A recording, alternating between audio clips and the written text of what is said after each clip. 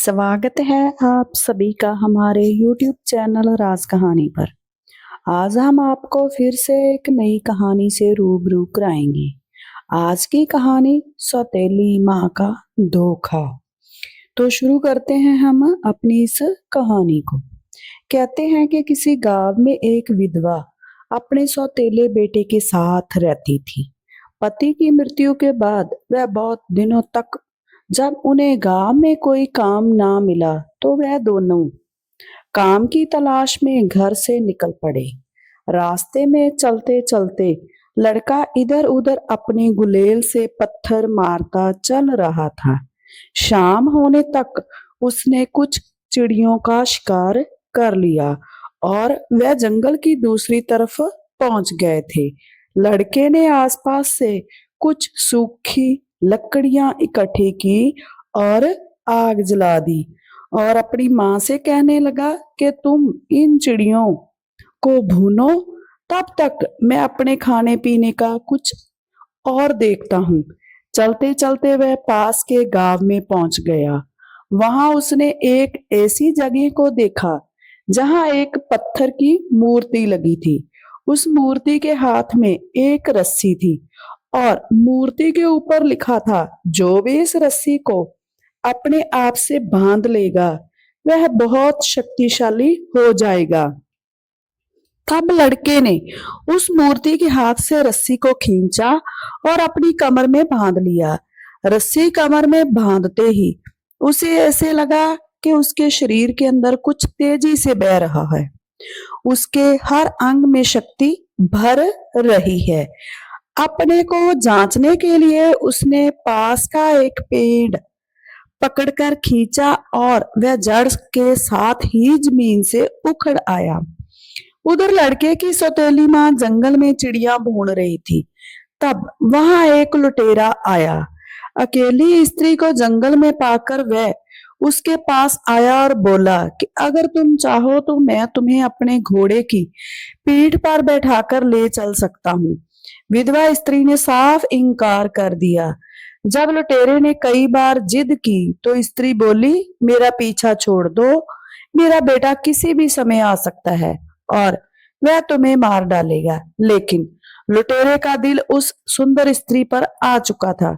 उसने जाने से इनकार कर दिया और बोला, जिद मत करो, तुम सोचती हो कि मैं तुम्हारे ऐसा करने से डर जाऊंगा। तब उसी वक्त उस स्त्री का बेटा वहां आ पहुंचा। बेटे को देखकर लुटेरे ने हंसकर कहा, अच्छा तो यही तुम्हारा बहादुर बेटा है। तब लड़के ने पूछा, तुम कौन हो, यहाँ क्या कर रहे हो? तब लुटेरा बोला कि मैं तुम्हें मारने वाला हूँ। तब लड़का बोला, तुम यह भी देख लो। कहते हुए लड़के ने उल्टे हाथ का थप्पड़ लुटेरे को मारा। लुटेरा घोड़े की पीठ से नीचे जमीन पर गिर पड़ा। तब लड़के ने झटपट अपनी कमर से चाकू निकाला और उसकी गर्दन धड़ से अलग कर दी। फिर एक गड्ढा खोदा, उसमें लुटेरे का शरीर दबा दिया। तब लड़का उस लुटेरे के घोड़े की पीठ पर खुद सवार होते हुए माँ से बोला, मैं अभी जा रहा हूँ, तुम मेरा यहीं पर रहकर इंतजार करो, और घोड़े पर चढ़कर चला गया। कुछ दूर जाने के बाद उसे एक बड़े मैदान के बीचों बीच एक बड़ा सा घर दिखाई दिया। उसने उस घर के चारों ओर घोड़ा दौड़ाया, लेकिन उसे कोई भी दरवाजा ना दिखा। उसने एक बार फिर एक और चक्कर लगाया।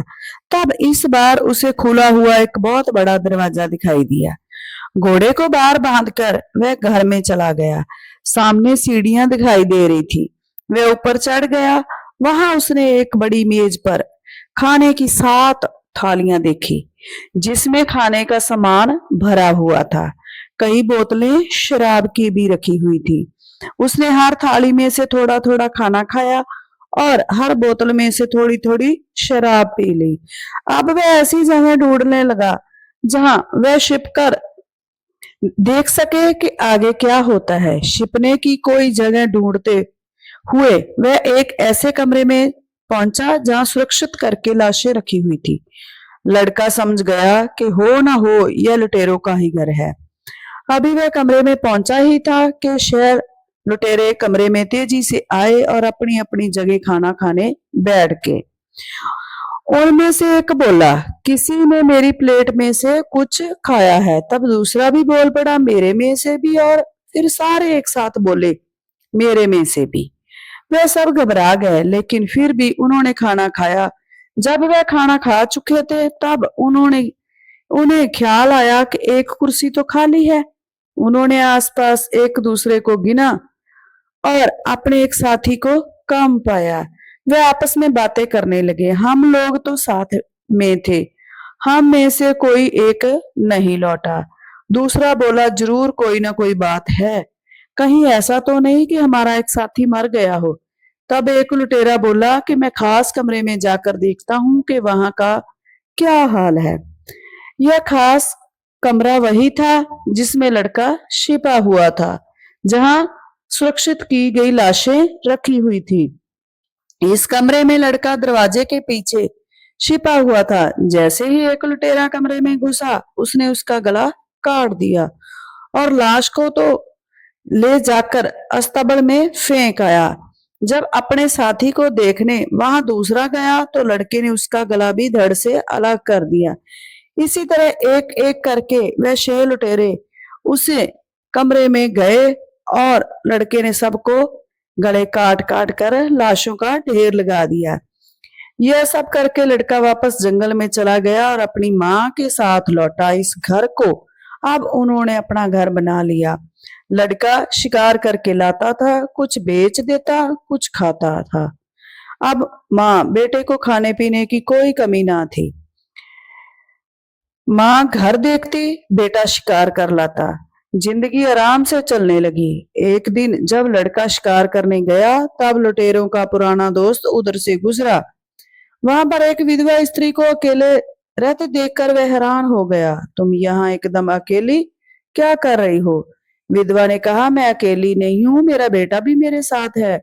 वह शिकार करने गया है और मैं उसी का इंतजार कर रही हूँ। उनके बीच बातचीत शुरू हो गई। दोनों ने खूब बातें की। बातें करते करते वह एक दूसरे को पसंद करने लगे। उस दिन के बाद जब लड़का शिकार करने जाता, तब वह लुटेरा उसकी माँ के पास आ जाता। स्त्री लुटेरे डाकू को हमेशा सावधान के लिए कहती, देखो बहुत संभल कर रहना, अगर मेरे बेटे को हमारे बारे में पता चला तो वो हमें जिंदा नहीं छोड़ेगा। इस पर लुटेरे ने कहा, वह हमें मारे इससे पहले हम ही क्यों ना उसे मारकर किस्सा ही खत्म कर दे। लेकिन तब उस विधवा स्त्री ने कहा, वह मेरा बेटा है। पर लुटेरे ने कहा, लेकिन है तो सौतेला ही। स्त्री बोली, सौतेला है तो क्या हुआ, वह मुझे बहुत प्यार करता है और मैं भी उसे बहुत प्यार करती हूँ। वह मेरा बहुत ख्याल रखता है, जैसे मैं उसकी अपनी माँ हूँ। तब बदमाश ने कहा, शायद इसलिए उसने तुम्हें यहाँ इस जंगल में लाकर रखा है। आखिर तुम्हारी भी अपनी कोई जिंदगी है। यह सुनकर विधवा स्त्री सोच में पड़ गई। उसने लुटेरे से पूछा, तो तुम ही बताओ कि हमें क्या करना चाहिए। तब उस लुटेरे ने कहा, तुम बीमार होने का नाटक करो और अपने बेटे से कहो कि तुम्हारे इलाज के लिए शेरनी का दूध चाहिए। जब वह शेरनी का दूध लेने के लिए जंगल में शेरनी के पास जाएगा, तब शेरनी उसे खा जाएगी और हम दोनों आजाद हो जाएंगे। विधवा स्त्री भी उस लुटेरे के प्रेम में पागल हो चुकी थी। उसने अगले ही दिन अपने बेटे से कहा, बेटा मैं बहुत बीमार हूँ, मैं मर रही हूँ। अगर मुझे शेरनी का दूध नहीं मिला तो मेरी मौत हो जाएगी। तब उस लड़के ने अपनी माँ से कहा कि मैं कल ही शेरनी का दूध ले आऊंगा। तब वह अगले दिन शेरनी का दूध लेने के लिए निकल पड़ा। वह शेर की माँ तक जा पहुंचा। उसे देखकर शेर ने पूछा, भाई तुम इधर कैसे? तब लड़के ने कहा कि भाई मेरी माँ बहुत बीमार है, अगर मुझे शेरनी का थोड़ा सा दूध मिल जाए तो मेरी माँ ठीक हो सकती है। तब शेर ने लड़के को शेरनी का दूध दे दिया और साथ ही अपना एक बच्चा भी दिया और कहा, इसका खूब ध्यान रखना, यह शिकार में तुम्हारी मदद करेगा। लड़का दूध और शेर का बच्चा लेकर घर अपनी माँ के पास लौटा। लड़के को दूध और शेर के बच्चे के साथ आया देख माँ घबरा गई। उसने दूध पी लिया और कहा, मुझे अब बहुत अच्छा लग रहा है, मैं ठीक हूँ, अगले दिन जब बेटा शेर के बच्चे को लेकर शिकार करने चला गया, तब लुटेरा प्रेमी विधवा स्त्री से मिलने आया। स्त्री ने कहा कि कोई विश्वास नहीं करेगा कि मेरा बेटा कल शेरनी का दूध और साथ में एक शेर का बच्चा भी लेकर घर आया था। लेकिन उस डाकू ने स्त्री को फिर सलाह दी, एक बार तुम फिर बीमार होने का नाटक करो और उसे कहो कि इस बार मुझे भालू की माँ का दूध चाहिए, और जब वह भालू की माँ का दूध लेने जाएगा तब भालू उसे मार डालेगा और हम शांति से एक दूसरे के साथ निडर होकर रह सकेंगे। अगले दिन फिर वही नाटक हुआ। माँ ने अपने बीमार होने का रोना बेटे को सुनाया और इस बार भालू की माँ का दूध पीने की इच्छा बताई। लड़का जंगल से परिचित था। वह जगह ढूंढकर भालू की माँ के पास पहुंचा। भालू एक शिकारी को अपने सामने देखकर पूछने लगा, क्या बात है, तुम यहाँ क्यों आए हो? तब लड़के ने हाथ जोड़कर कहा, भालू भैया, मेरी माँ बहुत बीमार है, उसके इलाज के लिए मुझे तुम्हारी माँ का दूध चाहिए। तब भालू को उस पर दया आ गई। तब भालू ने भालूनी का दूध उसे दिया और साथ में एक बच्चा भी दिया और कहा, इसे घर ले जाओ, इसकी देखभाल करो, यह जंगल में हमेशा तुम्हारी मदद करेगा। लड़के को भालू की माँ का दूध और साथ में एक बच्चा आते देखकर उसकी माँ तो मानो आधमरी ही हो गई। अगले दिन जब उसने डाकू को यह बात बताई तब वह हैरान हो गया, लेकिन वह तो उस पर दीवाना हो चुका था। उसने कहा, तुम्हारे बेटे में जरूर कोई शैतानी ताकत आ गई है, एक बार और कोशिश करके देखते हैं। इस बार उसे कहो कि अब मुझे हिरनी का दूध पीना है। जब वह हिरनी का दूध लेने जाएगा तब उसे हिरनी चीर फाड़ कर देगी। तब कुछ दिनों बाद उसकी सौतेली माँ ने फिर नाटक किया और अपने बेटे को कहा कि मुझे हिरनी का दूध पीना है। लड़का इस बात से अनजान था कि उसकी सौतेली माँ उसकी जान लेना चाहती है। लड़के का भाग्य अच्छा था। जब वह हिरनी के पास दूध लेने पहुंचा तो उसने भी वही किया जो पहले शेर और भालू कर चुके थे। हिरनी ने उसे अपना दूध तो दिया और साथ में एक बच्चा भी दिया, और यह सब देखकर उसकी माँ बहुत हैरान हुई और उसने हिरनी का दूध भी पी लिया। अगले दिन जब डाकू उस विधवा स्त्री को मिलने आया तो उसने सारा किस्सा उसे सुना दिया। तब वह कहने लगी कि मुझे भी लगता है कि इस लड़के में जरूर शैतान की आत्मा आ गई है। डाकू की समझ में ना आया कि अब वह क्या करे। कुछ देर सोचने के बाद उसने कहा, मैं बताता हूँ कि तुम क्या करो। तुम उसके साथ जंगल में जाओ। मैंने जंगल में एक मोटी जंजीर रखी है। तुम उस जंजीर को देखने का नाटक करना और खेल खेल में जंजीर अपने बेटे के इर्द गिर्द लपेट देना। बेटा तुम्हें बहुत प्यार करता है, प्यार करने से तुम्हें रोकेगा नहीं। तब तुम चालाकी से उस जंजीर में कसकर बांध देना। मैं पास में ही छिपा रहूंगा और मौका पाकर उसे मार दूंगा। अगले दिन माँ ने डाकू को कहे अनुसार जब लड़के को जंजीर से बांध दिया तो डाकू ने चुपके से छुरी निकालकर उस पर वार किया। उस नजारे को देखते ही लड़का सब समझ गया कि मेरे साथ छल हो रहा है।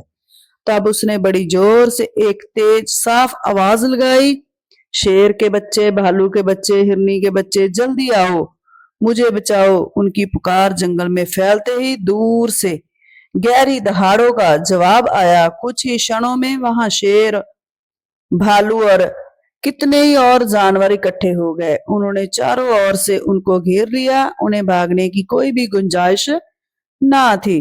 डाकू ने भागने की कोशिश की पर वह गिर पड़ा। वही उसका रोना चिल्लाना दब गया और उसने अपने किए की सजा पाई। जब उसकी सौतेली माँ ने यह सब देखा तो वह डर कर वहां से भागने लगी। पर कहते हैं जिन हाथों ने छल रचे थे, किस्मत ने उन्हें भी थाम लिया। जानवरों ने उसे घेर लिया और उसके छल का हिसाब तुरंत चुकता कर दिया। डाकू और सौतेली माँ का अंत देखकर लड़के ने मन में एक गहरी चुप्पी छा गई। जंगल में गूंजती शेर, भालू और जानवरों की आवाज धीरे धीरे थम गई। लड़का जंजीर से मुक्त होकर कुछ देर तक अपनी माँ के मरे हुए शरीर को देखता रहा। उसकी आंखों से आंसू बह रहे थे। उसने धीरे से कहा, माँ, तुमने मुझे जन्म तो नहीं दिया, लेकिन मैंने तुम्हें माँ कहकर ही पुकारा था। अगर तुम मुझसे सच्चा प्यार करती तो मैं तुम्हारे लिए दुनिया की हर लड़ाई लड़ लेता। फिर वह शेर भालू और बच्चों के सिर पर हाथ फेरते हुए बोला, तुमने मेरा साथ दिया, अब तुम लौट जाओ अपने माता पिता के साथ, मैं तुम्हारा ऋणी हूँ। जानवरों ने उसकी बात मान ली। वे सब धीरे धीरे जंगल में गुम हो गए। लड़का घोड़े पर सवार हुआ और पीछे मुड़कर अपने पुराने घर को देखा, जहाँ कभी प्रेम, विश्वास और उम्मीद रहती थी। वह बोला, जिस घर में छल आ जाए वहां सुख नहीं ठहरता। अब मैं इस घर में नहीं रहूंगा। अब मैं अपनी ताकत का उपयोग किसी को बचाने में करूंगा, ना कि किसी को मारने में। इसके बाद वह आगे की ओर बढ़ गया। कहते हैं किसी नगर की ओर, जहां उसकी कहानी एक बहादुर रक्षक के रूप में जानी जाने लगी। लोग कहते हैं जब भी किसी निर्दोष पर संकट आता, पहाड़ों की तरफ में एक युवक आता, कमर में जादुई रस्सी बांधे और अन्याय को मिटाकर फिर गुम हो जाता। और इस तरह विधवा का बेटा एक लुटेरे के घर से निकलकर लोकनायक बन गया। इस कहानी से हमें यह पता चलता है कि असली शक्ति वह है जो किसी की रक्षा करे।